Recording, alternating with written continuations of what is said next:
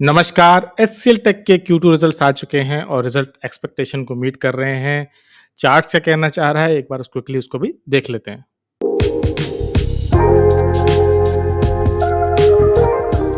तो सबसे पहले Q2 की अर्निंग्स देखेंगे ना, तो सबसे पहले सिर्फ एस्टीमेट्स देख लेते हैं क्योंकि एस्टीमेट्स बहुत लोगों के वीक थे।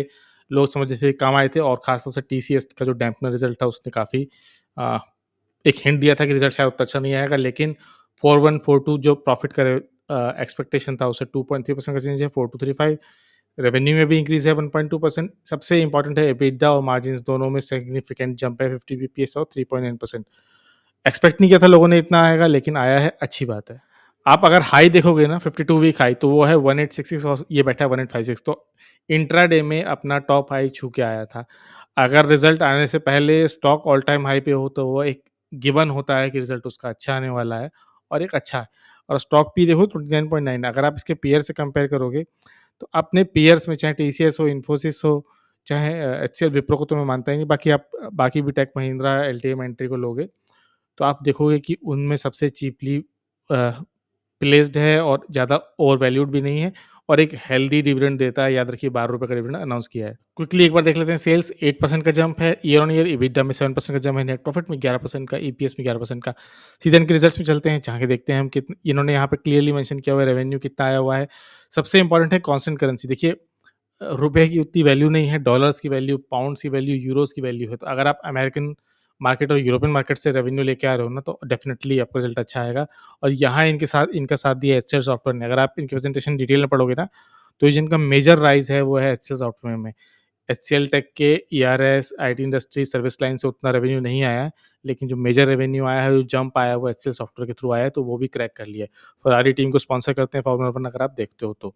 टोटल आप देखोगे डील स्विंग्स कितनी है, तो 2218 मिलियन यूएस डॉलर्स हैं, जो कि अच्छी खासी है। हेड काउंट इन्होंने बढ़ाया, लेकिन नेट एडिशन कम हुआ है, लोग ज़्यादा कंपनी छोड़ के गए हैं, तो ठीक है।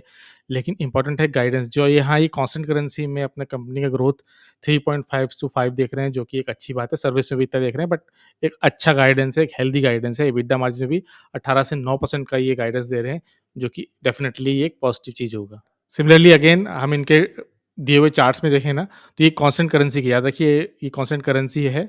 सिर्फ रुपए नहीं है, तो उनकी रेवेन्यू देखोगे आप, तो सितंबर में आपको क्लियरली बढ़ी हुई दिखी आ रही है। EBITDA मार्जिन देखोगे वो भी बढ़ती हुई दिखती आ रही है। नेट इनकम देखोगे वो भी बढ़ती दिखती आ रही है। तो कांस्टेंट करेंसी में ग्रोथ मिल रही है और मार्जिन में भी इंक्रीज़ है। अगर आप 17.6, 17.1 से लेके 18.6 पहुँच रहे हो और इंटरेस्ट मार्जिन में भी आप मेंटेन कर रहे हो, तो एक अच्छी बात है। जहाँ की टफ मार्केट है, सब कंपनी को देखने को मिल रहा है, तो एक पॉजिटिव चीज़ है।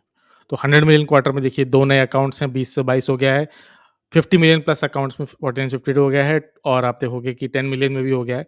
तो सिवाय सबसे नीचे जो कि है 1 मिलियन प्लस, उसके डिक्लाइन के अलावा हर जगह इंक्रीज़ ही है। अगर आप सेगमेंट वाइज़ देखोगे ना इनके, तो आप ये है लेटेस्ट क्वार्टर, ये पुराना क्वार्टर है। तो आप कांस्टेंट करेंसी देखोगे तो 1.8, 1.1 और 1.3 से क्वार्टर-ऑन-क्वार्टर और ईयर ऑन ईयर भी है। लेकिन जो मेजर फैक्टिंग है EBITDA मार्जिन्स में, वो आपको दिखाई देगा ये एचसीएल सॉफ्टवेयर में। बाकी जगह जो EBITDA मार्जिन्स है वो थोड़े से कॉन्ट्रैक्ट हो रहे हैं, तो आप देखोगे ईयर ऑन ये क्वार्टर-क्वार्टर तो बढ़े हुए हैं, लेकिन ईयर ऑन ईयर डिक्लाइन में है।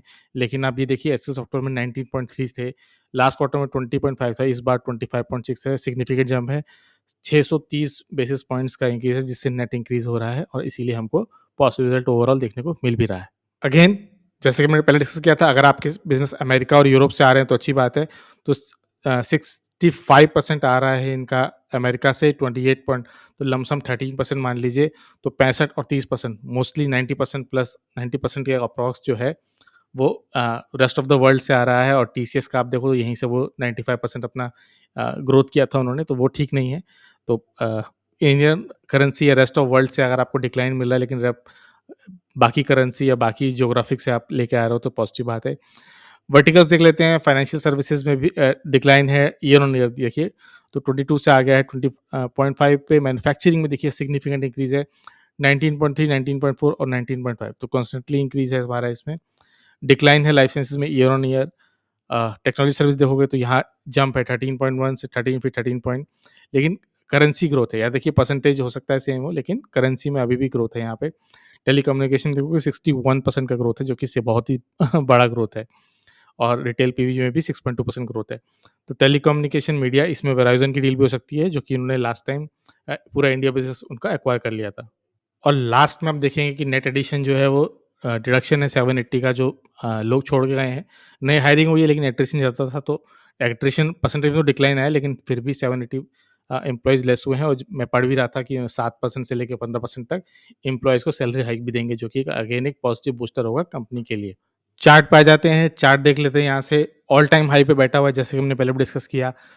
एचसीएल टेक में हम काफ़ी पहले से एनालिसिस कर चुके हैं डेली वीकली बेसिस पर किसी पे भी देखोगे आप 50 डेमा हम डे के बेसिस पे ऑन कर लेते हैं देखिए उसी के आसपास लेके जंप जा रहा है तो 50 डेमा के आसपास लगातार ऊपर जा रहा है तो क्लियरली एक अप ट्रेंड दिखा रहा है लेकिन डेली से अच्छा रिजल्ट हमको देखने मिलता है वीकली पे और वीकली पे हमारी पहले की एनालिसिस पड़ी भी हुई है अगर मैं इसको स्क्रॉल करूँ तो आपको दिखाई देगा ये राउंडिंग बॉटम का ब्रेकआउट था वापस ऊपर गया रीटेस्ट किया मूव किया एक एक बढ़िया एनालिसिस है और जो उसका हमने टारगेट दिया था उसी टारगेट को उसने आज बीट भी कर दिया है।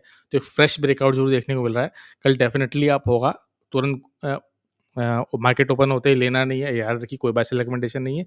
वेट करने दीजिए कंसोलिडेट होने का। अगर आपका लॉन्ग टर्म, बहुत टर्म 4-5 साल, 10 अगले का व्यू है तो किसी भी प्राइस पे बाय करते हैं कोई फ़र्क नहीं पड़ेगा।